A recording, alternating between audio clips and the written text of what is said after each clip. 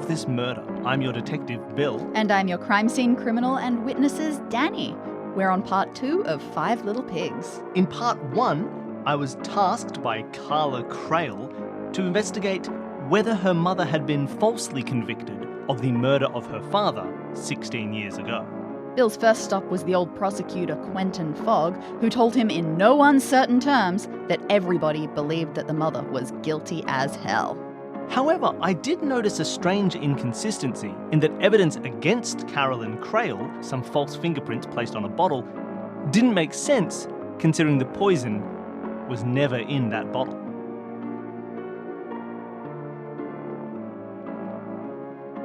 Your next step, I believe, was going to be to the defense office. Yes, I'd spoken to Quentin Fogg.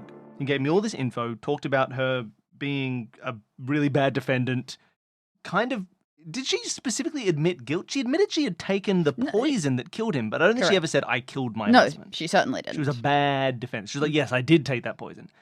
But there is that weird thing that about the bottle, about like, it looked like there were fingerprints on the beer bottle that were his fingerprints, but he could never have left them unless he was I'm going to find out later. He drinks beers like his artist L fingers from are Death Note. They're all reverse fingers. Yeah, that's why he's such a good artist. His fingers are backwards. So it looked like false fingerprints, but like the bottle wasn't the poison. So it looks like someone was trying to make it seem like a suicide, but they weren't the person who poisoned him because they didn't know what was going on. Very interesting. I would like to talk to someone who's maybe a little bit more on Carolyn's side. Maybe, we'll find out. So I think I'm talking to Montague de Pleach. That is the man's name. What a name. Montague de Pleach. You make an appointment, and he is still practicing, only just. He's an older man by now. You figure he'd be good at it enough to not have to practice anymore. He's been doing it for years. You find his office, you meet him, you shake his hand. He's not big, but his presence is big. Ooh, okay, I like a big presence. He has the man. feeling of he could be the most charming person in a room or the biggest bully you have ever known. And okay, give him a cool voice. Right now, he gives you a smile. Oh, the most charming bully I've ever known. Well, it's interesting to meet you, sir. If you would like, perhaps I should refer you to the Mayhews, but that's totally fair. I have... De Pleach and Mayhew. That was the firm together. Well, precisely, okay, yes. Lovely. And old Mayhew, he was my partner who briefed me on the case back in the day. It was referred to him first, but then he thought it was more my specialty. So the case originally was to the older Mayhew. Is he dead? He sounds dead. Yes. Wonderful. Most certainly. His son George works here. Sure, but George presumably wouldn't know more about the case than you. You were actually dead. Certainly not. He would have been a boy of 19 at the time. Was there a reason was there any connection between the Mayhews and the Crails at all? Let's see. I do believe that older Jonathan, Caleb Jonathan, was the Crail old family solicitor, knew the family back for many generations, and he sent the referral on through. He had been old university chums with Mayhew. His name's Caleb Jonathan? Yes. Does he have another name? Or is his full name Caleb Jonathan? Of the Edinburgh Jonathans. Okay. I shouldn't have made him from Edinburgh. Yeah, I don't want you to meet this guy. I'm talking to Caleb as soon as I can. I'm putting it in brackets right now. From Edinburgh. Yeah, Edinburgh, Queensland. No. You've locked in for this. So Caleb Jonathan was their family lawyer, but he didn't take the case. He's not a solicitor, not a barrister, not a whatever that you are in this context. True, he is not a criminal lawyer, but... He is a criminal lawyer. Perhaps make note, I said he was the Crail family solicitor. Oh, so he would have been on the sort of prosecution-y side of it. Does that mean he was Amias's? Not precisely, but yes, he was with Amias's father, Amias's grandfather. Okay. It wouldn't have been right, even if this was his field. Sure. So he passed it on to... It on to our firm through Mayhew. Okay, interesting. I'm so intrigued as to the fact that we're talking about Mayhew at all. He seems like an addendum to an addendum. I'm sorry for your dead friend, but he's an addendum to an addendum. There are just so many lawyers in this for some reason. I'm just telling you, de Pleach, I don't care about your friend. You are welcome to skip Mayhew, because old Mayhew is dead. young Mayhew was too young. exists, but is not very if I interesting. need some extra context, I could talk to Little Mayhew. You know who else you can talk to? Their managing clerk. I'm not going to do that. No, you don't really need to. But you will miss that he calls Elsa Greer a trashy hussy. Ah, damn. I'm the managing clerk. I managed the poison for the murder, but you didn't want to talk to me, so I guess she'll get away with it. The real murderer, Elsa. Look. That trashy hussy. That's your claim? You're going on the record? Yep, Elsa did All it. right. She's a trashy hussy. Let's get back to that. Maybe the 5-year-old girl did it. Maybe it was Carla. I mean, you didn't really question her. I didn't question as to what she remembers from the night of the murder.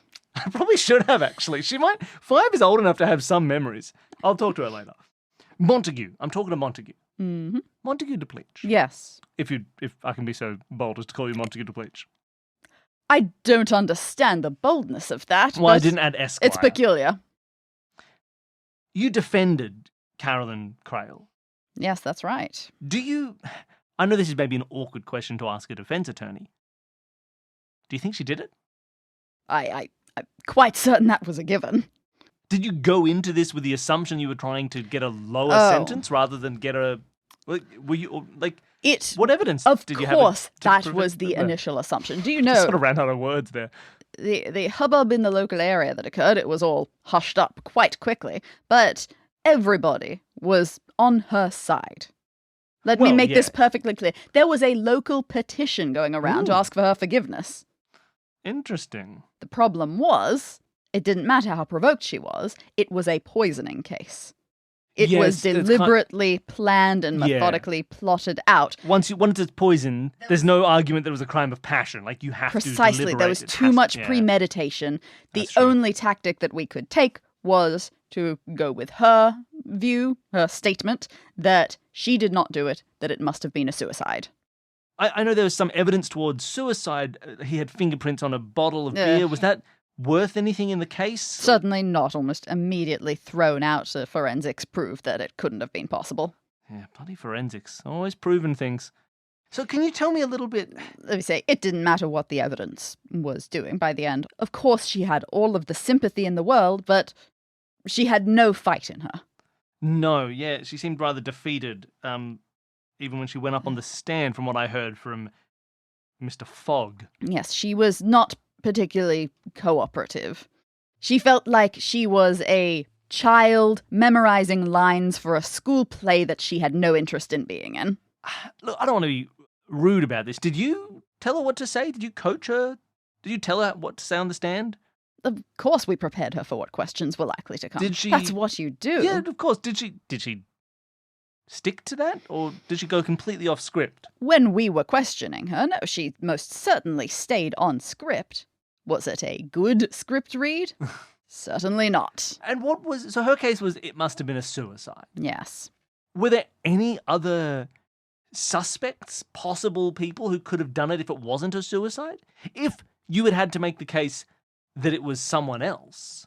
No, this was never an assumption. There was no statement to that effect during the case at all. I can tell you the people who were there, but no, absolutely not. This was never a consideration. Give me a bit. Look, I don't want to be rude, but I'm going to solve this better than you guys did. So, can you... Solving the crime was not my job. Sure. That's what everyone who fails says. Oh, it wasn't my job. It's not my job either. I'm an ice cream salesman.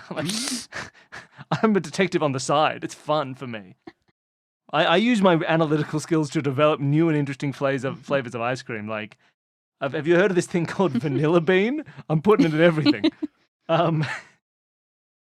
Yes, give me an idea of who was at the scene, please. All right, well, obviously, there was Elsa Greer. If you want to find her, I believe she now goes by Lady Dittisham. God, thank you. I never would have found her. I'm terrible at my job. No, certainly she's said... Lady Dittisham? She's had a good many husbands since this whole affair. Okay, I'll put husband N to imply. I'm never going to remember that I'm saying that she has multiple husbands there, but we'll go for it. Let's see, there were the Blakes. They are the Blakes. Next door neighbours. They own the adjoining property. Long friends of Amias's. That's Philip and Meredith Blake. Now, were they the people who had... I know there were some witnesses who were overheard saying that Carolyn said, "I'll kill you if you divorce me. I'll kill you with poison. I'll take poison, put it in your glass, and kill you with it." Was that them? Got to be honest. That rings a bell, but exactly who it was who heard that, I don't quite recall. And they were friends of Amias? Yes. And they were there at the scene. Yes, I understand as friends going back to childhood. It was virtually open access. They would frequently stay at one another's. Anyone else at the scene? Yes. Obviously, the Amias and Carolyn. Of course. Ignoring any servants, as we often do. That's the second time we've talked about ignoring servants. There was a young... And yet, Danny expected me to talk to your managing director. That's just a servant for law. There was a sister. Carolyn has a half-sister. Ooh. She was only a child at the time, a teenager. But Angela, I believe her name was. Angela Warren. Angela That Warren? sounds right. Isn't that the person who's the progenitor of the sister's powers in Charmed? No. Oh, that's Melinda Warren. Yes. Okay, ignore that. Ignore that, everybody. Everyone who's making notes about the classic 1998 television show Charmed, you can put your notebooks away. You can put your Book of Shadows away. They're not involved. Angela Warren. And I suppose there was one worker, one employee who was slightly more relevant than the others. There was a governess who was in charge of Angela and her lessons and such, so she was very much present at the scene. I think she was one of the first on the scene of the death, actually. Interesting. Do you have her name? Perhaps somewhere, but it's escaping me for the moment, and I'm very busy. That's fine. Cecilia, something like that. Maybe. I'll put Celia. Audience, I have something I'd like to discuss with you, but I'm going to deal with this guy first. Is it that you're going to stop asking after people because you've got 5 names now and that's plenty? That's plenty. I'm going to talk to this guy for a little bit more. Don't worry, I have something to discuss with you, the audience at home. So you just hold your horses. You're already putting away your Book of Shadows. Just relax, and I'll get to you. Mr. Depleach. Yes. Who did it? Let me put it this way. The only alternative that Carolyn ever provided to herself being the one who did it was that Amias did it to himself. That was found wholly unbelievable by everybody who knew him. Yeah, that's true. People say that, but you never know. You never know. Now, oh God, I have so much to talk to you about, audience. But I don't want, I want to leave this, I want to get this guy done. I want to get this guy done and I want to get out of his office. It smells bad in here. Not in a mean way. They've just repainted. You wouldn't know because you're just listening, but I'm actually at his office with the real Montague Depleach, and it smells terrible. Montague, if I can call you Monty. Monty. I prefer the Leech. Leech. The Leech. Sorry, the Leech. Thank you. This all took place at Alderbury House. How That's accessible was the house? Is it close enough to town that people could have been coming and going, or should I consider that whoever was there that day had travelled far enough that that's sort of a limitation on my cast of characters? First of all, it would be quite exceptional for that to happen. I think nowadays the property is some sort of holiday retreat area, but... That's good. That gives me an idea of what we're thinking about. Specifically because it is relatively remote. These are large country estates. Lovely. But not only that, some random miscreant coming in to do an elaborate poisoning and framing? That does sound quite preposterous. Oh, look, I would say that is... You've hit the nail on the head, the Leech. That is preposterous. But if I find out later that there was some guy who was like, I love Are you poison trying artists. to propose a 6th pig? There could be a 6th pig. I forgot it's got 5 little pigs. So who are my 5 pigs? Elsa, Blake, Angela, Celia. 5 pigs. 5 pigs. One of them has continually had roast beef in the form of extra husbands. Who had none? I'm going to say the governess had none. Angela went home. Okay. No, I like this because Poirot does indeed ascribe one of those to each of them, and I'm curious to hear what you end up with once you know them. Interesting. What are the 5 things I need to deal with 5 little pigs? This little pig went to this little piggy went to market. This little piggy went home. Stayed home. This little pig had roast beef. This little pig had none. And this little pig went wee. All the way home. Wait. Yeah. One of them stayed home. One of them went all the way home. Yeah. Have I never noticed how dumb this rhyme is? Turns out kids are dumb. This little piggy stayed home. This little piggy had roast beef. This little piggy had known. First of all, what's up with that? Well, that doesn't rhyme. that's the most believable part of all of this. And This little piggy Can went you- wee all the way home? I don't care if we take a pause and don't include any of this in the actual episode. Can you look that up? Because this is giving me flashbacks to childhood and then adulthood of realizing how bad my school was in particular at coming up with lines and repeating ourselves without noticing. So I'd like to find out, have we not known the correct final line? Let's go to the UK National Literacy Trust. This little piggy went to market. This little piggy stayed home. This little piggy had roast beef. This little piggy had none. And this little piggy went wee all the way home. Just 3 wees? Wee all the way home. I feel like I put 4 in. Well, let's find out. Let's go to the American version. Ooh. Let's go to AmericanLiterature.com. This little piggy went to market. This little piggy stayed had home. corned beef. This little piggy had roast beef. This little piggy had none. And this little piggy cried wee all the way home. Cried? Nah, that's wrong. Then there's a picture of a pig on a cart Whoa. with a horse. It's Spoilers, ridiculous. spoilers. Okay, I'm getting You out of can't. here. Yeah, you can't keep looking or you'll see the answer. Okay, Depleach. What? I feel like I should ask him. You know what? I'm just going to put you in stasis for a second, Depleach. Close That's your eyes. totally fair. Disappear. I'm stepping into the void to talk to my audience. Here's what I'm noticing. One is we have a long-time friend, Meredith Blake. I'm assuming a female Meredith. No. No? I said that they were the Blake brothers. Oh, they're the Blake brothers. I thought they were a Blake couple. I thought they were the Blake couple. I thought they were... Nah. I thought they were Philip and Meredith. I was going to say Meredith could be a boy's name, but I went, no, you introduced them as a couple. They're brothers. Okay, ignoring that. There's a sister, Angela Warren. There is a governess, Celia. I'm more interested in Angela Warren right now. We know that at the time, there was rumblings and ramblings and rumblings of like, I'm going to leave you to marry her.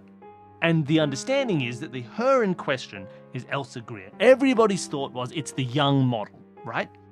I don't know, based on that testimony, whether anyone ever, whether it was I overheard him saying the exact words, I am going to marry Elsa Greer, the person over there that I'm pointing at whose name is Elsa. It could well be that this is like an assumption and a misdirect, and really he was saying, I'm going to marry your sister, or something like that. Or just a mysterious her that was not Elsa. And we have now 2 other hers in the scene. So I find that interesting. And I think that's something that we should, as a group, I know you're sending in theories, as a group, not take as an assumption that what people overheard and assumed was about Elsa was actually about Elsa. There are other women in the scene. And I think that's interesting. These are great speculations. I also find there is a sister involved who may have done a murder. Maybe Carolyn said, I didn't do it, but couldn't say anything else because she knew that maybe her sister had done it. And she wanted to protect her from the long arm of the law because she's a younger sister or something like that. I find all these things interesting. I don't find the governess that interesting, but that's okay. I now have 5 little pigs. I now have Depleach, who doesn't have a huge amount of new stuff for me, and I'm wondering what I should ask him if there's anything else new to get. And on the one hand, I don't want to be sitting in Depleach's law office for a long time, but on the other hand, I'm not going to come back. I'm not going to come back to this guy, so I wonder if I should get some final questions out. What do I need? I don't know what I want to ask because I don't know the scene yet. Mr. Depleach, the leech, if I will. Thank you.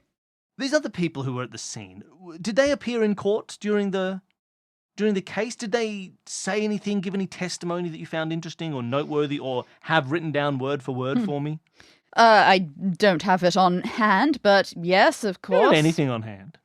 They certainly did, at least not the sister, because she was a child. She was kept reasonably shielded. She was a child, the sister? She was 15. I mentioned she was a teenager.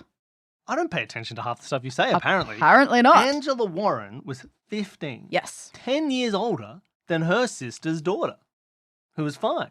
Yes. Okay. He probably wasn't going to marry the 15-year-old. So I'm looking at you, Celia.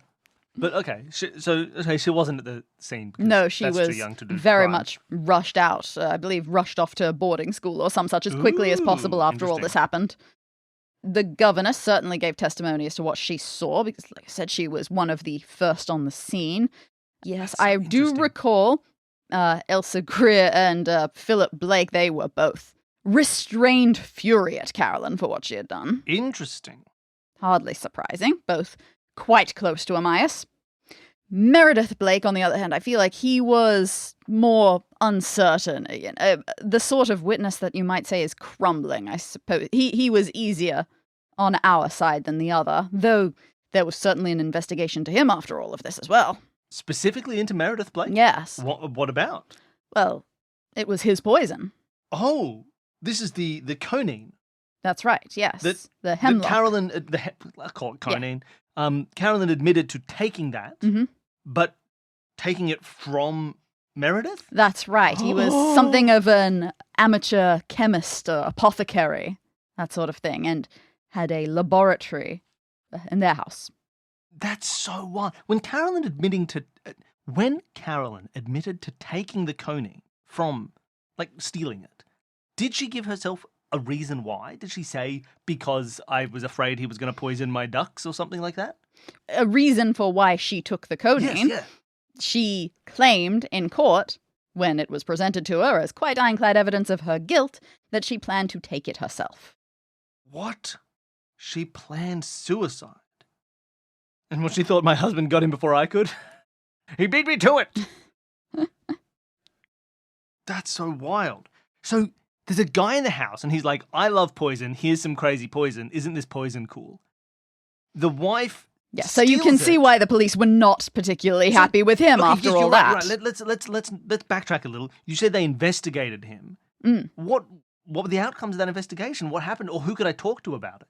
I believe he had to pay some sort of fine, presumably quite substantial, and any of the more dangerous things that he had procured were confiscated. Okay. All right, interesting. You've ruined this for me. I can't. Whoever emailed me saying that you take a shot every time I say interesting. But it's interesting. Okay. I wonder if I can find this police report at all into his investigation. Is that something? Do you think that I'd be able to dig up records for, or would they be just as boring as he was fined and his poisons were confiscated? Police records from that long ago, I believe that they don't have to keep those for that long for cases like that. Yeah, that's fair. It's just a fine. I would recommend. I can't. You could ask him yourself. I can't imagine he'll have forgotten. But you say, oh, that's true. I can talk to all these people. They're not dead. I mean, some of them are. Amias is. Carolyn is. You cannot talk to them, to my understanding of the world. Ooh, interesting. A seance, you say? Wouldn't be the first time a seance has appeared in Poirot. Meredith, he owned the poison in this case. Yes. But he was also more uncertain as to Carolyn's guilt. He didn't seem as, like... He was a poor witness for the prosecution, let's put it that way. He was uncertain about everything. He was the sort of person who would take 3 seconds before starting any answer. I like this guy. I like someone who's not so sure of themselves. Won't give me some false assumption. Questions that thought, I might talk to Meredith first. I feel like that's a good place to get it. I want someone who's not as opinionated. I want someone who's going to give me the ifs, the ands, and the buts. Maybe that's my first port of call. Thank you, Mr. DePleach. I'm wondering if I should talk. Well, you suggested that you would expect me to talk to young Mayhew first. Was there any... Do you think he has anything to add to this case? Obviously, he's not that young anymore, but he's not that old. What is he, 40? 35? 35. Yeah. I wonder if I should talk to Mayhew. No. The only reason that you might talk to young Mayhew is, barely a boy at the time. He wouldn't have been bogged down in the legal minutiae at the time. He might have gained more of a people impression than I did. Was he at all involved in the case? Was he watching it as it went by? Was he yes, exactly. He was shadowing his father. All right. In that case, yeah, I think I will. I'll have a quick... This is Lawyer Chat, everybody. This is episode 2 of Lawyer Chat. And I'm chatting to one last lawyer. I'm assuming he is a lawyer by now. Oh, yes, of course. Okay. I mean, maybe he didn't want to follow in the footsteps. Maybe he did this case.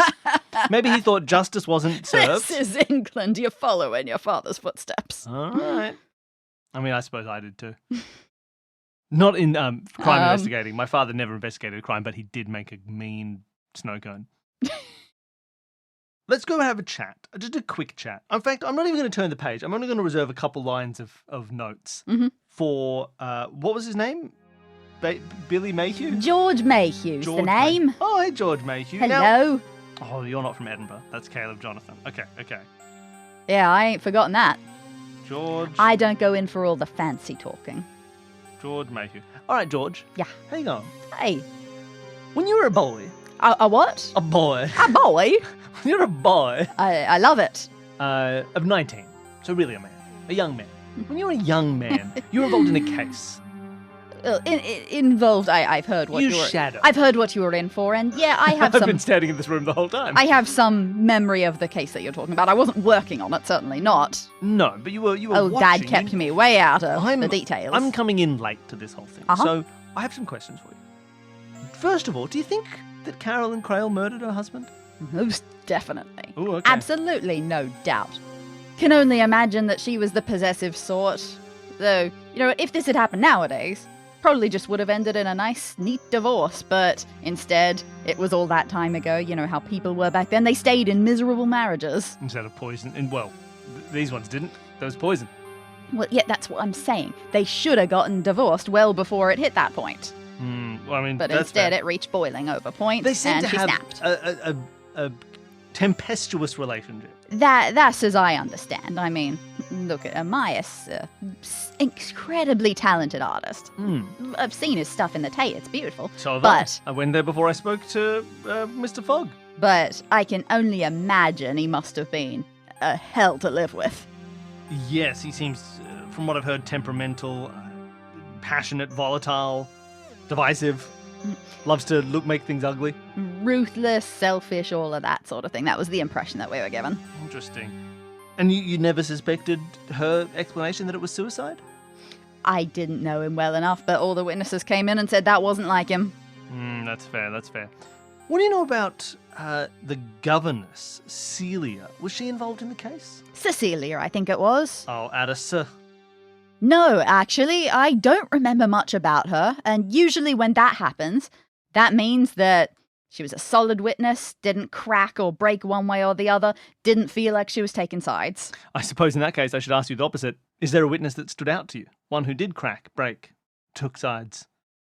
No, I wouldn't say that. There were definitely some emotional, I wouldn't say outbursts, nothing that dramatic, but you could tell that some people were very unhappy about this. As well they should have been, granted. It was a murder. Well, fair enough. No one's happy with murder. Yes, exactly. Like, Elsa?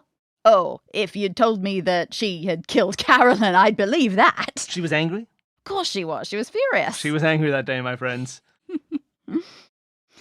I mean, yeah, she was going to run off with the man. Going to run off with some big famous artist. You know what I've heard since? That she, as soon as this happened, went off, married a famous explorer. People love explorers.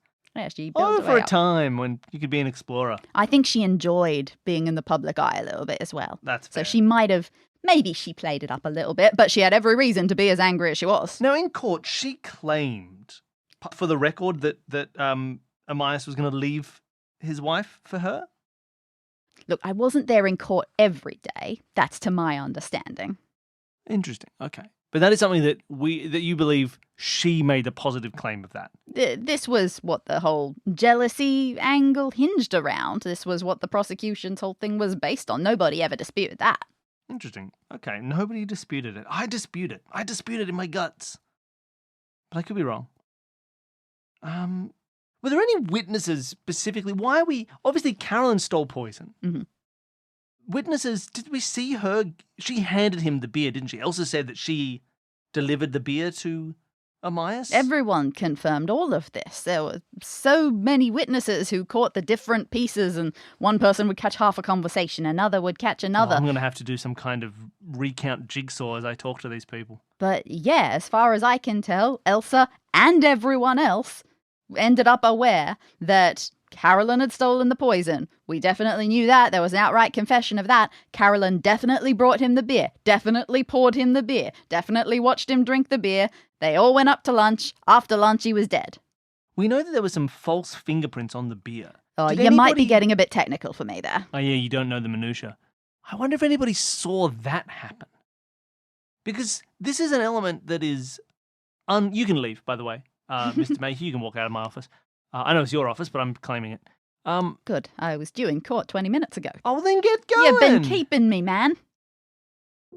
We we have all these people who are like, I saw this, I saw that. The delivery of the beer, the delivery of the poison, which, although apparently the poison was maybe in the glass, not the beer itself. So delivering a beer, maybe not necessarily delivering poison. Unless she brought the glass with her, whatever. We'll figure that out as I talk to witnesses. But I wonder, do we have anybody who's, other than the fact that these fingerprints are impossible, no one has, to my knowledge so far, said like, oh yeah, and then we saw her putting his fingers on, like that's an unaccounted for action, it seems to me. And I wonder, like that's the sort of thing that could be done by someone well-meaning who thinks they know who did the poisoning and is trying to cover that up. If the governess was one of the first people at the scene, she may have been involved in that action, right? Seen him dead, thought, oh my God, my beautiful friend Carolyn has poisoned him because I think she did it, even though she maybe didn't. And went, well, to protect my beautiful friend Carolyn, because that's what governesses call their employees, beautiful friends. It's a code, it means employee. To protect her, maybe I should make it look like suicide before I call anybody out. I'll cover this up because I think I know who did it. But Celia was wrong, and so she added this annoying kind of level of... But because the fingerprints are on something that wasn't the poison weapon, it makes me feel like an attempt to help out someone that they assumed did the poisoning, that they like. That's where I'm at. So really, if I'm thinking about who would have done that step, I think you don't count Elsa Greer, who would never have done... Like, if the general feeling was someone might kill him, it's probably going to be his wife. Everyone's assuming it's Carolyn. So whoever did this assumed that Carolyn had done the poisoning, but likes Carolyn. And we know the Blakes don't, or at least Philip doesn't. We know that Elsa doesn't. So to me, the two people who are like at the top of my suspect list for fingerprint pressers would, I mean, possibly Carolyn herself. Maybe she did do that. Maybe she thought it was someone else. But let's set her aside for a second. Would be Angela. My sister never did it. Look, the fingerprints were on the bottle. Or Cecilia. My beautiful friend never did it. Look, the fingerprints are on the bottle. They have the same voice. But does that mean I want to talk to them? I think I do. I think I want to talk to someone that I think liked Carolyn. I want someone who's looking for evidence to disprove it, so that evidence will go to me. So I think my next POC, that's port of call for everybody playing along at home, is Cecilia, I think. Yeah, I think it's the governor. I think Angela Warren, I'll touch base with that later. Let's see if I can find... Do I have contact information for Cecilia? Look, this starts out a little bit brutal. One person where you've only got maybe a first name and no surname. She's a governess. And then once you find out her surname is Williams, it is really hard to find this person. She's not famous. She is not of any particular... She's not part of the Edinburgh Williamses, let's put it that way. But eventually, you locate the right one. And you're given an address to come and meet her. And it's at a small flat in the middle of London. Wonderful. She opens the door for you. She's getting on, but she invites you in. She has you sit down. You look around the place. It's a very modest flat. Meager belongings, but you know what? There's art and photos on the wall and little knickknacks. It's got a lot of personality in what few things there are. And the impression that Cecilia herself gives... Similar to Depleach, actually. She's not a big woman, and she's definitely getting on. Has a commanding presence? There's a bit of presence if she wanted to use it.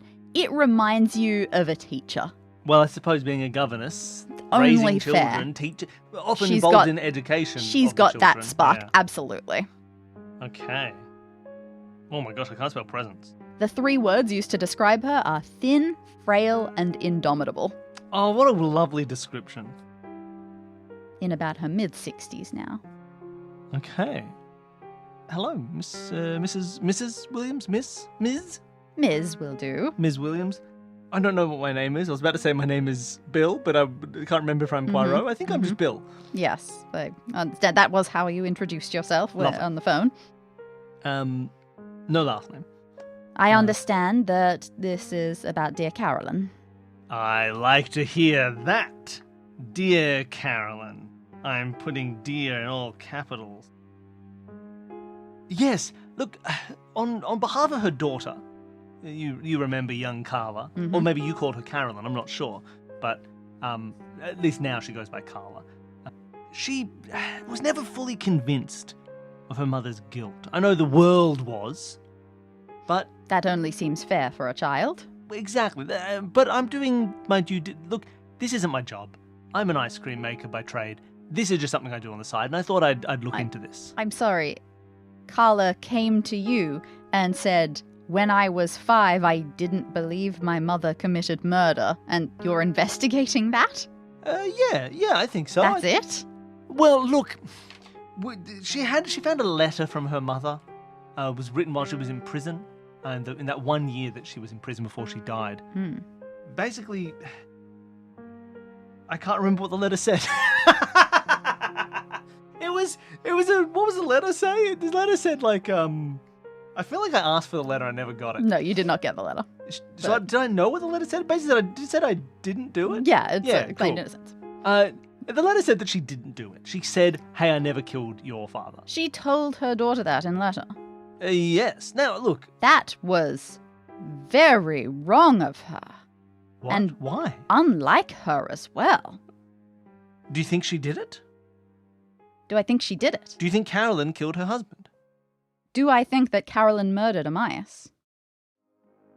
Sir, I don't think it. I know she murdered Amias.